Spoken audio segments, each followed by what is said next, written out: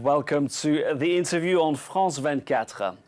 Earlier this month, Greece took over the rotating presidency of the European Union from Lithuania. While some questioned the ability of the debt-ridden country to preside over Europe, Greek officials want to use this opportunity to repair their reputation and restore their country's credibility on the European scene. I'm joined here in Paris by Greece's Foreign Affairs Minister, Evangelos Venizelos. Welcome to the interview on France24. Thank you very much for your invitation. Now, Greece, after huge sacrifices, is able to say that it's leaving behind the crisis. I'm not saying this. That's what Greece's Prime Minister Antonis Samaras recently declared. Your government forecasts that the Greek economy will grow by 0.6% this year, but the OECD predicts another year of recession. So, who is right? This is a very good question. After 6 years of recession, now we are for the first time in the position to show toward our partners the famous primary surplus of our budget. This is a very positive indication, not only for the fiscal adjustment, but also for the new situation of the Greek real economy. The critical point, it's not only the fiscal situation, but also the volume of our economy and also the capacity of our society to organize the future after the crisis. It's very, very important to break this endless discussion about our capacity, about our willingness, because now we have numbers to show. This primary surplus is the first point toward the verification of the viability of our public debt, and the verification of the viability, the sustainability of the Greek public debt is the precondition for the organization of the next step toward the markets. What is the next step? Because you know the view of a number of economists. They say that despite this small surplus, Greece won't make it without a haircut. You disagree with this, but then let me ask you, how will Greece manage to pay back its debt? I was the Greek Minister of Finance during this unique operation of the so-called PSI, the private sector involvement. The biggest, historically speaking, haircut of public debt, but of the private part of this public debt. The public debt held by private entities. The other phase of this very big and historical operation is the radical reconstruction of the Greek public debt. Our debt, it's not only a ratio with reference to our GDP, but also a very concrete relation between our possibility to pay the cost for the annual service and the reaction of the market. And can you manage without? Yes, can you manage of course, without because a new haircut? the Greek public debt is a Greek debt with a very friendly duration. We talk about a public debt for 30 years.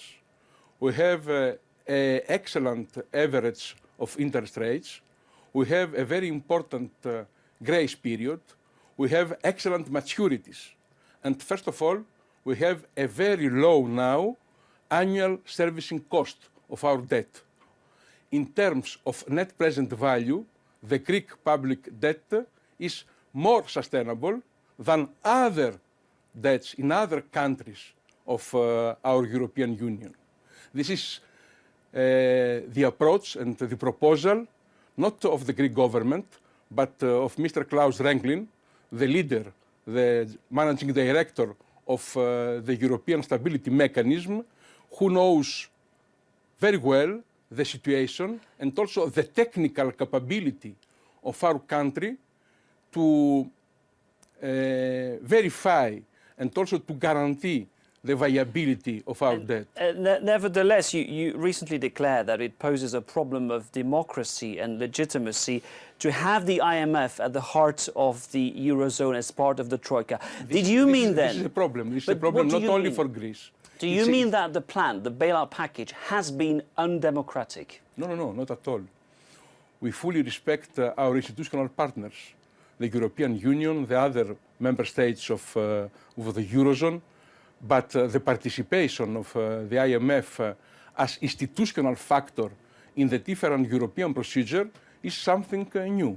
It's an indication against the capability of the European Commission to act, and also the Troika not as interinstitutional entity, but as political representative of the European governments, must present some reports not only before the government but also before the parliaments, because according to the rules, the institutional rules of our European parliamentarian tradition, the parliament is always the ultimum institution, the institution with the necessary democratic legitimacy. For the checks and balances, the European Parliament. But we respect our joint efforts with the Troika, with the principles of the Troika, because we talk now 4 years after the beginning of our historical effort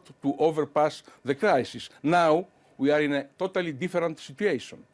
Now, you recently declared to a German paper that Germany should show more restraint, and I'm quoting, respect Europe's diversity and the right to other solutions. Is it the case that some Greek people feel that they've been sort of bullied by Germany? We have excellent bilateral relationships with the German government, with the German political system. We understand very well how important is the German leading role for the future of Europe and also for the European integration and the existence of our monetary union. But we must also take into consideration the social situation, the democratic problem. It's not possible for the new European generation to accept that Europe as a concept is only the austerity policy and the unemployment. It's absolutely important to talk between political partners, not politically, always on the very concrete basis of the numbers, but with the necessary capability. And that's where Germany failed to show more take solidarity. Into consideration the other dimensions of the situation, the social dimension, the democratic dimension, and also the situation of the real economy, because the national economy, the European economy, it's not only the financial sector. We must take into consideration the so-called real economy, the enterprises, the real ordinary people. You mentioned the social cost of the crisis. It's no secret that Syriza, a far-left party, and Golden Dawn, a neo-Nazi party, are poised... This is the political and historical cost of the crisis. But they're expected to do very well at the upcoming European elections. How worried are you as the leader of PASOK, the Socialist Party? The European elections everywhere, not only Greece, is a secondary electoral procedure. We organize simultaneously not only the European elections, but also local and regional elections. But without doubt, it's absolutely important to convince the Greek public opinion, our electoral body, that this unique national project has a new chapter for the future. This is something very, very vital and important for us. And that's probably where the Greek presidency of the European Union can help you, can help your government. We know that growth and unemployment stand very high on your priorities list. What do you want to do about this? Growth, job creation, the restoration and the reestablishment of the social dimension of the European Union are some obvious pan-European priorities. But concretely, where can the Greek presidency make a difference? We must make the distinction between the European priorities of the Greek presidencies and the national priorities of our government and also of our nation. For us, the European priorities is to present, first of all, a new European narrative for the future, a common European narrative, more attractive. On the national level, the obvious priorities is to organize the national life after the crisis. And the first step is the finalization and the official verification of the fiscal adjustment and also of the sustainability of the public debt. But the real problem is to reorganize the so-called national hope for the future. This is the most important point for us. You've earmarked 50 million euros for what's being called a Spartan presidency. Do you have the resources, the financial resources, to make this happen? Yes, of course. It's our obligation to organize the presidency. On the other hand, for a country in crisis, it's mandatory to organize the presidency with a very practical and result-oriented manner.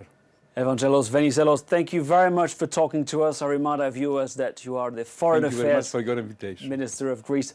Thank you very much.